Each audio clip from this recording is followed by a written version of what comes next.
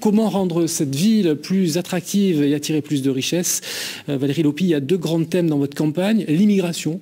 Vous dites que la ville s'est communautarisée et la sécurité. Tarascon, peu attractive, à votre avis, à cause de ces deux points? Alors, peu attractive, c'est vrai, donc Tarascon se trouve aux portes des Alpilles. Et il se trouve que c'est pas rare d'entendre que les gens ne veulent pas arriver. Alors, sur le constat, on est d'accord, voilà.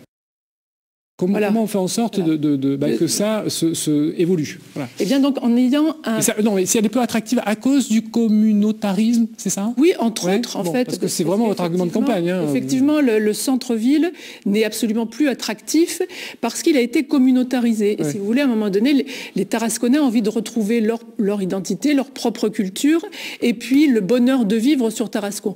Mais bien évidemment, nous ne mettons absolument pas tous les immigrés, on va dire, dans le même sac. Et je connais beaucoup... Ça veut dire qu'il y a de bons et de mauvais immigrés? C'est pas de bons et mauvais, c'est pas là que... Parce que si on veut redynamiser le centre-ville qui s'est communautarisé, il faut effectivement le décommunautariser. Exactement, c'est tout à fait ça. Comment on fait? C'est-à-dire qu'on dit aux gens, c'est terminé, vous partez? Non, ça veut dire décommunautariser, ça veut dire que les habitants de Tarascon, qu'ils soient de n'importe quelle origine, doivent respecter les lois de la République et doivent respecter nos us et coutumes, si vous voulez. Et ça, c'est justement quelque chose qui participe à la décommunautarisation. C'est pas de changer la couleur des gens. Lucien Limousin, sur ce constat?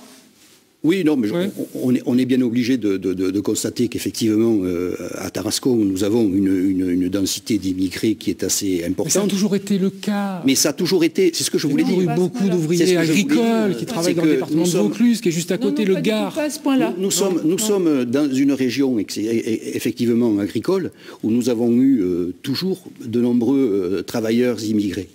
Et qu'on a vu arriver après les familles lors du regroupement familial.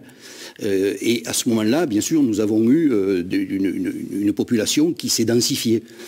Mais aujourd'hui, je ne crois pas que les problèmes de mise à l'écart de Tarascon relèvent uniquement de sa population immigrée.